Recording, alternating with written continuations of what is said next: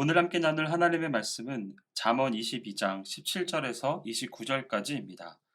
히브리인들은 마음이 인간의 장기 속에 있다고 생각하였습니다. 그래서 콩팥, 심장, 창자 등의 단어들을 사용하고 있습니다. 우리가 보는 한글 성경에서는 이 모든 것을 심장 혹은 마음으로 번역하고 있어서 직접적으로는 확인할 수 없지만 원어로는 다양한 장기들을 가지고 인간의 마음을 표현하고 있습니다. 하나님께서 우리의 중심을 보신다고 하는 표현에서도 심장과 콩팥 등의 단어를 사용하고 있습니다. 사람의 깊은 정서가 머무는 장소를 창자라고 하고 있습니다. 혹시 애끓는다, 애간장이 녹는다 등의 표현을 들어본 적이 있으신가요? 이런 감정들을 말할 때 부위가 바로 창자입니다. 이는 굉장히 깊숙한 감정을 말합니다. 포수가 길을 가다가 아기 원숭이를 잡았다고 합니다. 그런데 그 뒤에 어미 원숭이가 뒤를 따라왔습니다. 이 포수는 이게 웬 떡이냐 싶어 어미 원숭이도 잡았습니다. 이 포수의 문화권은 원숭이를 잡아먹는 문화에 속해 있었는데요. 어미 원숭이를 잡아먹기 위해 배를 갈랐는데 창자가 모두 끊어져 있었다고 합니다. 이와 마찬가지로 우리의 감정의 영역에서 장기가 많이 작용을 하고 있습니다. 그래서 말씀을 머리에 두지 않는 것이 중요합니다. 마음에 새겨야 하는 것이죠. 17절 말씀을 보면 말씀을 머리에 두지 말라고 하고 있습니다. 너는 귀를 기울여 지혜 있는 자의 말씀을 들으며 내 지식에 마음을 둘지어다. 마음에 두라고 합니다. 이간의 깊은 정서가 머무는 곳에 지식을 두라는 말입니다. 이는 말씀을 체화하는 것을 말합니다. 우리가 깨닫고 있는 지혜를 머리에만 담아두려 하지 말고 손발이 되어 움직이게 할 때 그게 바로 우리의 삶에서 말씀이 체화되었다는 것입니다. 이러한 말씀이 입에 항상 있게 하는 것이 아름답다고 합니다. 예전에 프랑스의 유명한 축구 선수 중에 지단이라는 선수가 있었습니다. 이 사람에게 붙여진 별명이 있었는데 아트 사커였습니다. 드리블이 너무나 자연스러워서 아름답다는 평가 속에서 붙여진 별명입니다.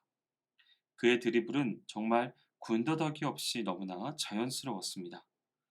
이렇게 아름답다는 말은 이것이 억지스럽지 않고 자연스럽게 흘러간다는 것을 말합니다. 지혜가 내 삶 속에 들어와 내 삶에 자연스럽게 녹아들었을 때 아름답다고 합니다. 여러분의 삶 속에서 말씀이 체화되어 너무나 자연스러워 아름다워 보이는 귀한 인생이 되시기를 축복합니다.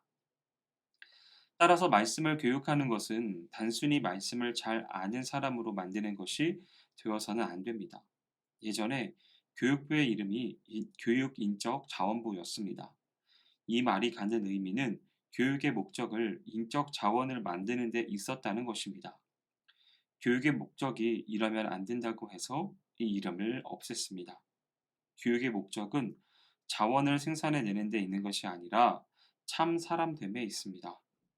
우리 시대의 슬픔은 교육의 목적이 이름만 교육 인적 자원부를 없앴지 실상은 아직도 인적 자원을 만들어내는데 혈안이 되어 있음을 보는 것입니다.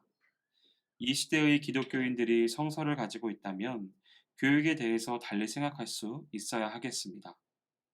우리가 자녀에게 좋은 성적 거두어서 좋은 학교에 진학시키고 연봉 많이 받는 회사에 취직하도록 하는 것이 인생의 목표라고 하게 할 것인지, 아니면 하나님 경외할 줄 알고 다른 사람을 귀히 여길 줄 알고 자기의 인생 또한 사랑할 줄 아는 자로 인생을 축제로 즐길 줄 아는 자로 교육시킬 것인지 생각해 보아야 합니다.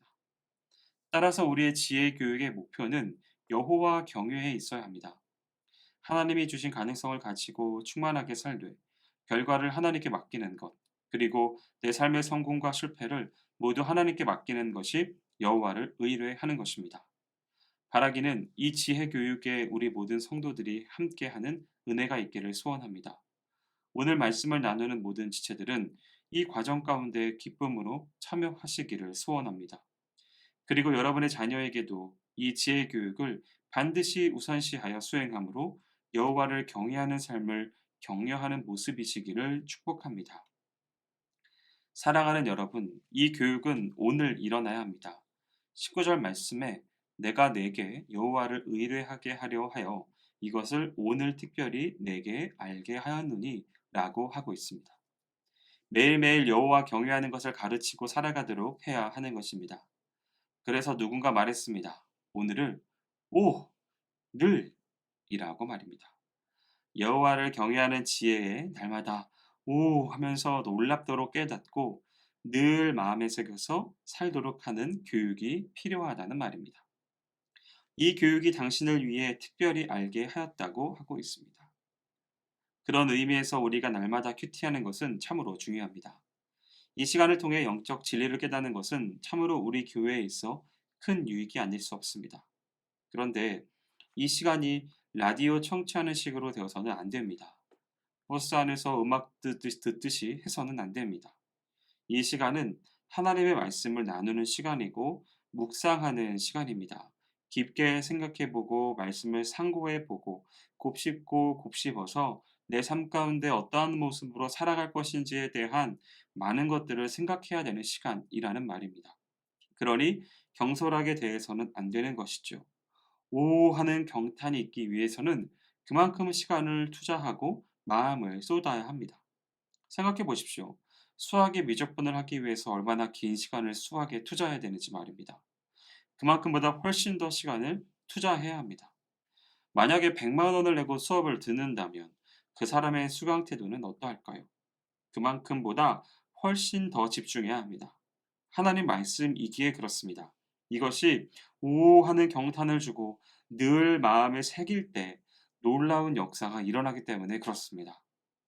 오늘 여러분의 큐티 시간을 점검하시어 바른 자세와 마음가짐으로 참여하시기를 권면드립니다.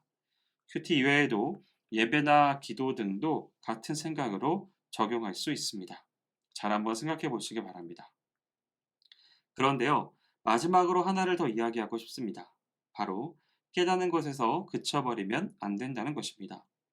깨달은 대로 행동하고 응답하여야 하는 것입니다. 이 응답은 바로 사회적 책임으로 나아가야 하는 것입니다. 응답을 영어로 response라고 합니다. 책임을 영어로 responsibility라고 합니다. 이 둘이 연결되어 있습니다. 누군가의 요구에 응답하는 책임입니다. 우리는 이런 책임성 안에 있습니다. 그래서 깨달음의 궁극적인 목표가 책임이 되는 것입니다. 이 책임 가운데 반응할 수 있는 저와 여러분이 되기를 소원합니다. 이를 위한 지혜의 말씀이 22장 22절부터 24장 22절까지 33여 가지의 교훈으로 나열되어 있습니다.